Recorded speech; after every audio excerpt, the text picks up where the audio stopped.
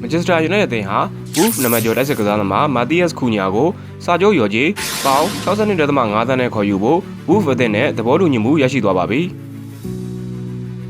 United အသင်းဟာ Cunha ကို9နှစ်စာချုပ်ချုပ်ဆိုသွားမှာဖြစ်သလိုစာချုပ်ပြည့်တဲ့အခါနောက်ထပ်တစ်နှစ်သက်တမ်းလုပ်ခွင့်ရှိတဲ့သဘောတူညီချက်လည်းထည့်သွင်းချုပ်ဆိုမှာဖြစ်ပါတယ်။ United အသင်းကCunhaရဲ့ပြောင်းရွှေ့ခြင်းကို9နှစ်အတွင်းအရေးကြခွဲပေးဖို့ကမ်းလှမ်းခဲ့ပေမဲ့ Wolf အသင်းကငြင်းဆန်ခဲ့တာကြောင့်2နှစ်အတွင်းပေါင် 20.85 သန်းကို3ချိန်ခွဲပြီးတော့ပေးရမှာဖြစ်ပြီးကျန်တဲ့ပြောင်းရွှေ့ခြင်းကိုနောက်ထပ်2နှစ်ထဲမှာအပြီးသက်ပေးချေရမယ်လို့တောင်းဆိုခဲ့ပါတယ်။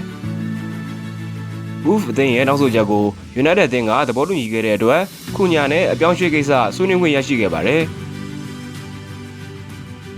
United အသင်းဟာCunhaနဲ့ပုဂ္ဂိုလ်ရေးဆိုင်ရာသဘောတူညီချက်ရရှိခဲ့ပြီးဖြစ်သလိုCunhaဟာအခုရက်သတ္တပတ်ကုန်ကြရင်Manchesterမြို့ကိုလာပြီးတော့စစ်မှုခံယူသွားဖို့ရှိပါတယ်။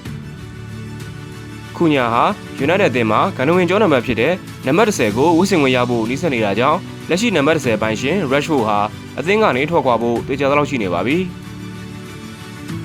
အသက်26နှစ်အရွယ်ရှိပြီဖြစ်သူဘရာဇီးလက်ရွေးစင်Cunhaဟာတိုက်စစ်မှာနေရာစုံကစားနိုင်ပြီးအထူးသဖြင့်သူအားတန်တဲ့နေရာကနံပါတ်10 row ဖြစ်ပါတယ်။ Cunhaဟာကွင်းလယ်တိုက်စစ်အဖြစ်ကစားခဲ့တဲ့25ပွဲမှာ15ဂိုးထိသွင်းပြီးဂိုးဖန်တီးမှု8ချိန်ပြုလုပ်ခဲ့တာကြောင့်သွင်းဂိုးပါဝင်ပတ်သက်မှု23ဂိုးထိရှိခဲ့ပါတယ်။ဒါအပြင်Cunhaဟာ3-4-2-1ကစားကွက်မှာဘယ်ဂျန်နံပါတ်10အဖြစ်လည်းအကောင်းဆုံးကစားနိုင်လို့အမော်ရင်အသုံးပြုနေတဲ့ကစားကွက်နဲ့အန်ကိုက်ပါပဲ။ Wolf ကစားသမားဘဝမှာCunhaက62ပွဲကစား33ဂိုးသွင်းဂိုးဖန်တီးမှု14ချိန်ပြုလုပ်ခဲ့ပါတယ်။ United ကိုCunhaရောက်လာတာကတိုက်စစ်တွေBruno Fernandes တူတဲ့ကိုအားကိုနေရတာတိတိတသားရောကြသွားစေနိုင်ပြီးတကယ်လို့Bruno Fernandes သာ United မှာဆက်ရှိနေရင်Cunhaနဲ့ Bruno Fernandes တို့အတွဲဖက်ကြောင်း United တိုက်စစ်အားကောင်းလာနိုင်ပါတယ်။ United အသင်းဟာCunhaကိုခေါ်ယူဖို့တေချာသွားပြီးတဲ့နောက် Ipswich အသင်းရဲ့အင်္ဂလန်လူငယ်ကျဲပွင့်တိုက်စစ်မှုဒီလက်ကိုခေါ်ယူဖို့သဘောတူညီမှုရသွားပြီလို့သတင်းထွက်နေပါတယ်။နာမည်ကျော် ESPN သတင်းဌာနရဲ့ဖော်ပြချက်အရ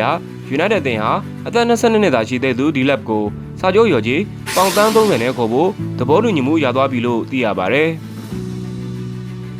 Ipswich အသင်းဟာဒီယာဒီပရီးမီးယားလိမှာရလဒ်ဆိုးတွေကြောင့်တန်းဆင်းခဲ့ရပေမဲ့လည်းဒီလက်ကခြေစွမ်းပြနိုင်ခဲ့ပြီး36ပွဲကစား12ဂိုးသွင်းယူခဲ့ပါတယ်။ဒီလက်ဟာခန္ဓာကိုယ်ကြက်ခိုင်တယ်လို့အဆုံးသက်ကောင်းတဲ့တိုက်စစ်မှုဖြစ်လို့ Whiteland, Zagzi တို့တဲ့ပိုအားကိုးရမဲ့သူဖြစ်လာနိုင်ပါတယ်။ United အသင်းဟာ2024-25 ရာသီမှာပရီးမီးယားလိပြောင်းပွဲသမိုင်းတစ်လျှောက်အဆိုးဝါးဆုံးမှတ်တမ်းတွေနဲ့အဆုံးသတ်ခဲ့ရတာကြောင့်လာမယ့်ရာသီကျရင်အောင်မြင်မှုပြန်ရဖို့ကြိုတင်ပြင်ဆင်နေပြီး Eriksen, Lindelof, Evans တို့နဲ့လမ်းခွဲမှာဖြစ်သလို Rashford, Garnacho, Sancho, Malaysia တို့ကိုရောင်းချပြီးတော့ငွေရှာသွားမှာဖြစ်ပါတယ်။